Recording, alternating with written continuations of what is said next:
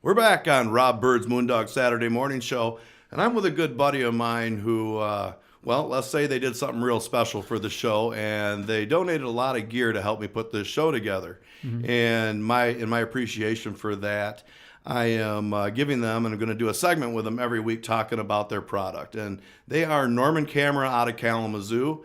And one of my favorite subject matters is electronics. I don't buy anything that doesn't plug in. And I've got Matt Quemada in the studio with me today. And a real quick setup on Matt is when I worked at WGVU as a producer, Matt was a PA, he was a college student, and he's been in the business ever since, which is, I guess he probably graduated about 2005 or so. Dead on. Matt, thank you. Good morning. It's a pleasure to have you on the show. Thanks for having me. Hey, we're talking about cameras this morning. Yep. And one of the new trends in cameras is mirrorless cameras. Right. So what we want to talk about a little bit is mirrorless and non-mirrorless cameras. What is the difference? Well, it's basically in the name. Mirrorless or mirrored cameras, which were digital SLRs, film SLRs ever since the inception. There's a mirror box in the camera, a primary mirror and a sub-mirror. And those mirrors help reflect light into the prism and down into the autofocus sensor, and that's how those cameras function. Didn't have the mirror, nothing worked. Mirrorless cameras, they just remove the mirror box. So the sensor sits a little bit closer to the lens.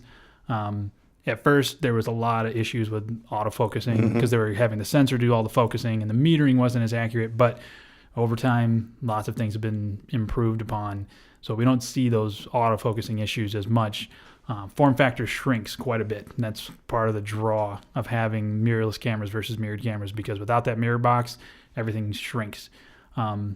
Disadvantage, though, is there's not as many lenses available. Okay. Because, Canon, Nikon had been developing lenses for about 100 years or more. And now with these new mirrorless cameras, they call it the flange distance, which is the distance from the back of the lens to the sensor, shrinks again. And right. So the lenses don't cover the sensor the same way they should, and it causes issues. So they had to come up with a whole new format of lenses. So every brand will have at least two different style lenses for their mirrorless. They'll have full frame mirrorless lenses and crop sensor mirrorless camera or lenses. And you have to have the right lens to mount. They do make adapters, so you can use older lenses from mirrored cameras on them. But again, it's another piece of the puzzle you got to have to make everything work together. It's not as seamless. Most manufacturers, though, are really developing the systems. Sony is probably going to be your better bet if you're looking to buy a new one right now, because of the fact that they have about 30 lenses, I want to say, maybe a few more. Wow. So they've really developed their system. And Fuji and Panasonic are probably your next best bets if you're looking for new ones, because they've really chased the mirrorless. They don't have mirrored cameras at all anymore. They only support mirrorless cameras. That's it. So a lot of the research and development allows them to really get better lenses, more lenses, and their technology is usually a little bit more on the cutting edge. Canon and Nikon, the two big mirrored camera companies, have just recently come out with some full-frame mirrorless cameras, which are great. But systems are a little bit new, a little bit in their infancy, so we'll see how they kind of develop. Well, that's it, Matt. One question. We're all done. No, just kidding.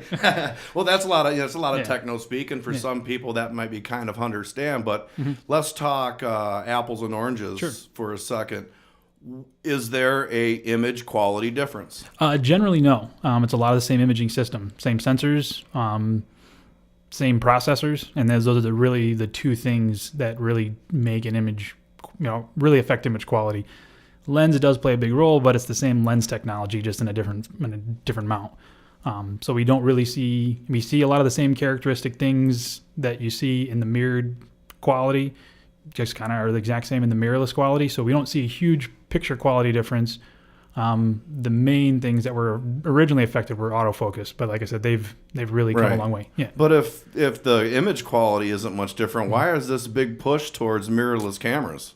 Size, shrinking that size down.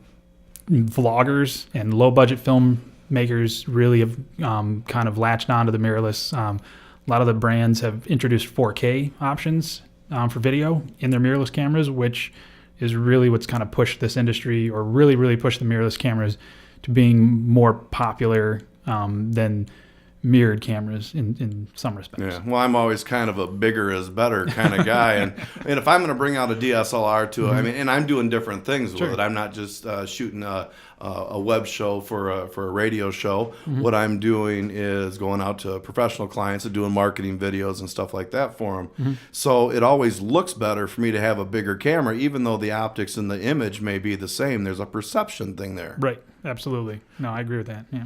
And so really, as making things smaller, I guess that's good for those that might not be professional. But are these mirrored cameras going to go away? I doubt it. If it does, it's going to be a long time. There's just too many people shooting that format. There's too many lenses on the market that people already own. Not a lot of people like the adapting from one to the other.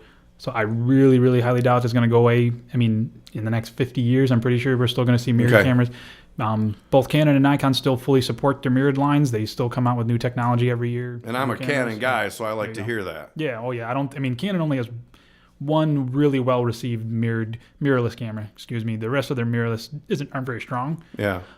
So if they develop their system and they really push it, we might see a better showing from them, but I doubt we're going to see them go away completely in terms of mirrored cameras. Well, that's good because I have a lot of them and I need those parts. Right. And, Canon has always been my favorite. I mean, I've used Sony's and I've used other cameras and got great results, but I've always been a Canon guy because the picture has always been rock solid and they've always had interchangeable lenses. And that to me, being able to, because we rent lenses if we need them sometimes, and being able to do that rather than having the old PL mount, the EF mount is a lot better. I'm not going to go into explaining all that, but Matt, you guys do a lot of things in Kalamazoo. You like to help people learn about photography and learn about video and other different things they can do with some of those electronics.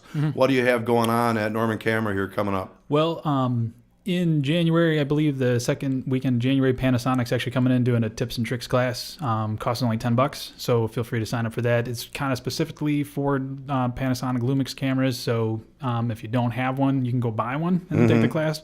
And then we also host classes. We have 2 intro classes, as well as a family photography and a speedlight portrait photography class coming up, being held in our Kalamazoo location. Grand Rapids also has a lot of good, they call it their mastering manual classes. They run those throughout the year. If you go to our website, which is normancamera.com, scroll to the bottom of the homepage, and there's a classes and events section that'll list all those things, and you can sign up right online. Now, is it a first come, first serve, or how do they go about that? You do have to register because space is limited, especially in the Grand Rapids store, because they don't have a classroom. Kalamazoo, we do have a classroom. So our class sizes are usually limited to about 30 people. So yeah, you can register right online, or you can call the store at 1-800-900-6676. And does everybody have to have their own equipment? You don't have to have your own equipment. No. A lot of people will take the class trying to decide on what equipment they want to buy. Okay. So you don't have to have your own equipment. It helps, but it's not required. I think that's wonderful that you can come and check out the equipment. Well, Matt, that flew by. That's an 8-minute segment. All right. That's how it goes. And Matt's going to be on the show every week, so we'll look forward to talking to him again next week on Rob Byrd's Moondog Saturday Morning Show on Super Hits 103.7 Cozy FM.